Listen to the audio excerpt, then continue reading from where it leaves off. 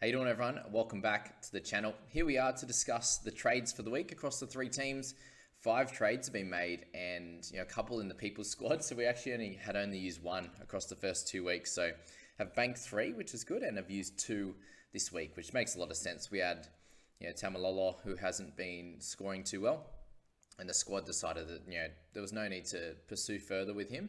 He is someone that you could potentially hold, but as a group, we decided to move on from him, which I think was pretty fair considering we had already saved a few trades. So thankfully this week we get Harry Grant back, so we'll probably play him in the starting side, but he sits there as a playing member this week, thank goodness.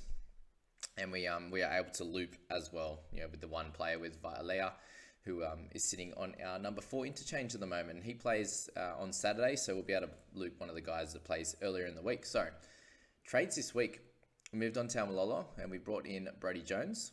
We also brought in Taylor May for Ethan Bullymore. So theory was there is we'd bank a fair bit of cash. So we have 403k remaining, and that would be looking to pick up Cleary either next week or the week after. Most probably next week there.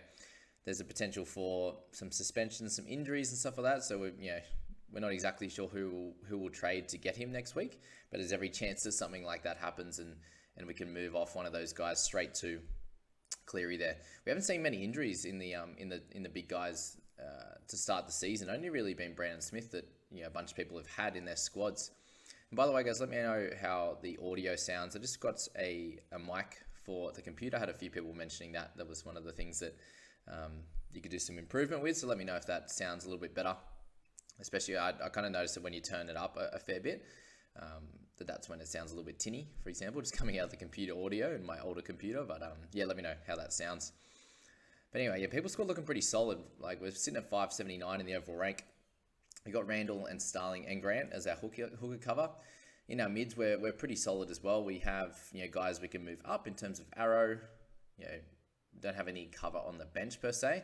But if in doubt, we could move Arrow to that position or cover him there. It might actually be a smarter idea to start Jones in our edge position and have Arrow sitting on the interchange. So that if we do have an issue with the mids, for example, that he will come in and cover that. I think it's probably going to be a good option, which I'll do post this video. So that's that there with the mids position. We have that one bit of cover there. Edges we're fine as well. So we got Tuolangi, we got Jones as well, and then we've got Aiken and Tungo down in the centers, which is cool. Obviously have a tiny bit of center cover now, which is nice, which is something we didn't have, which is now a good idea. So Taylor May, and he's eventually going to get that dual position with the wing fullback. So that would be nice to have that cover in the wing fullbacks, which we currently do not have. Halves are really sweet. We've obviously got Schneider and Brown. We're looking to get Cleary next week. We got Kurt Mann, then we can move down. We got Walters and Ilias in terms of cover, which is sweet. Center, we got the cover now. Wing fullback, we'll wait until an injury comes up, a good cash cow comes up, because there's just not many options currently in that position there. So in terms of the looping situation, I think we're okay to start Jones, Grant, Starling. Obviously, Mann will be sweet. Nanai, we'll keep him in there. It'll just be looping between. We're picking 2 players between Maxi King, Taylor May, and also Tuolangi, I think will be the suggestion. So if the People Squad guys, the guys in the Discord are watching this, and let me know which guy you think we should loop and which one we should start obviously in the starting team there. I'm thinking King obviously has a 29 as his lowest score, so he's probably an easier one to select. And then maybe we decide between May and Tuolangi which one we're going to loop there. Obviously the Panthers play fairly early in the week, and this might make a decision for us. The Tigers play a little bit later, is that right? So it might be smart to put May in there, and then we can just have Vialea in there as our looping option, which is cool. So that's that squad, guys. I'm pretty happy with where we're at. Only used with the 2 this week. We got the only three trades used.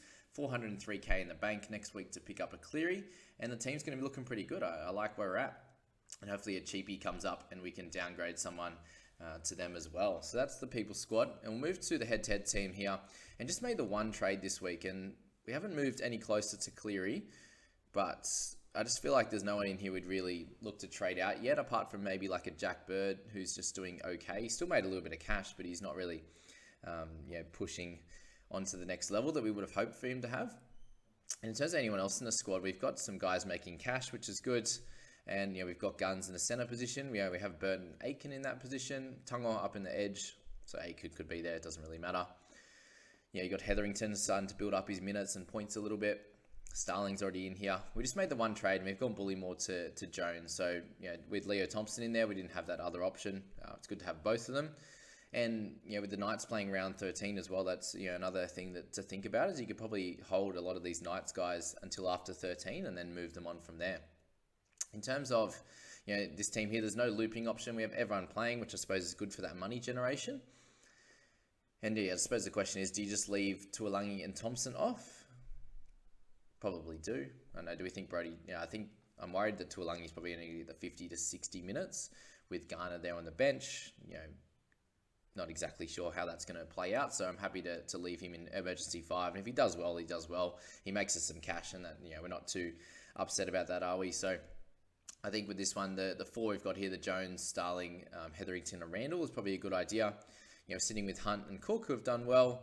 Do we captain Payne Haas? Do we captain Nico Hines? Probably something that I'll look at over the next few, the rest of the day before lockout. But I still think Payne's a good option. He comes up against the Warriors, who, yes, their middles are pretty solid, but just the game last week as well. Just remember, guys, that there was a lot of points in the Cowboys Broncos game. They got pumped, right? So even with those minutes that he got, yes, a little bit less.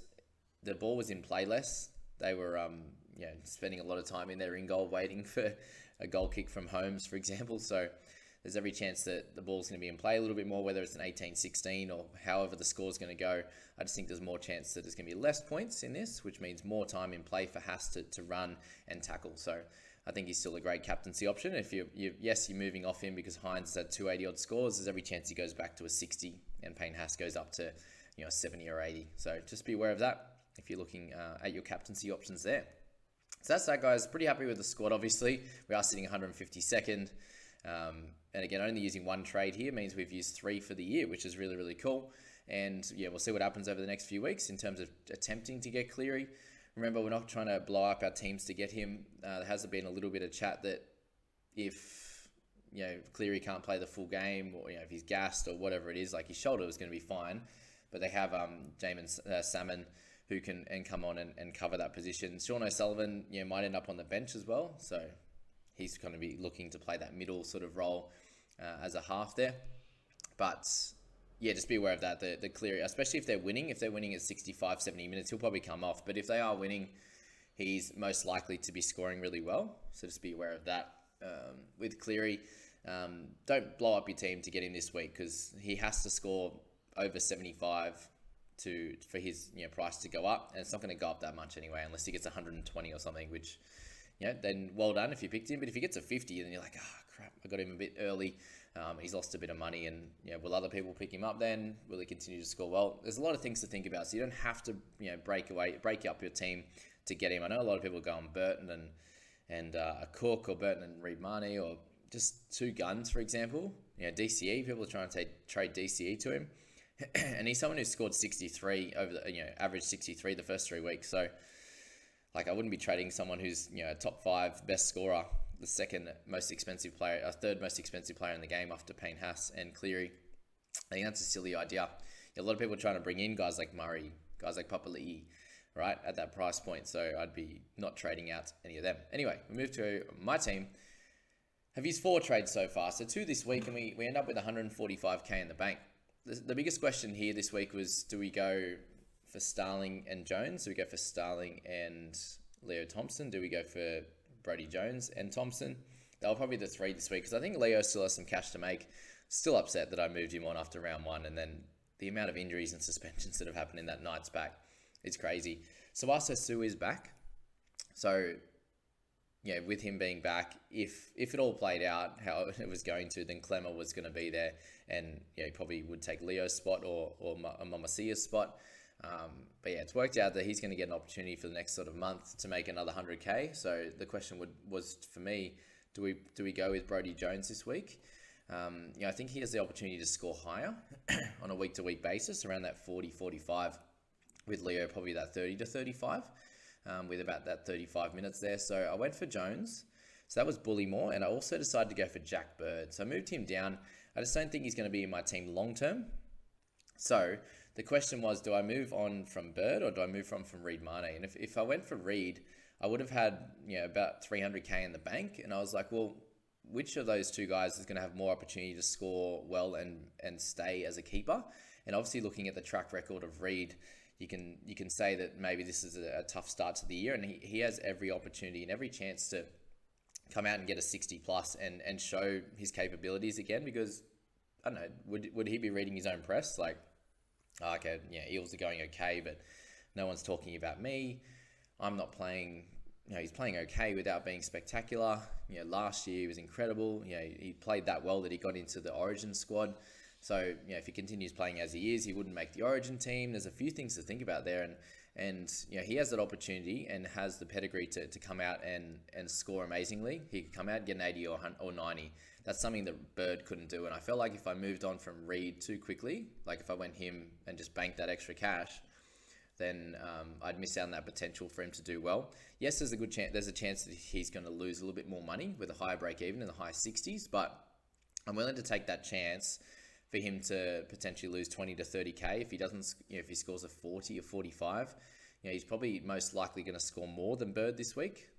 And if he doesn't score well again next week, I could potentially move him up to a Cleary if I wanted to, having Starling and Randall, if that makes sense. So I could upgrade him and downgrade someone else to a cheapie or an injured player or something like that. If I can downgrade an injured player or suspended player if he doesn't score well. So let me know what your thoughts are around that. If you think that's a good trade strategy or good thinking going forward.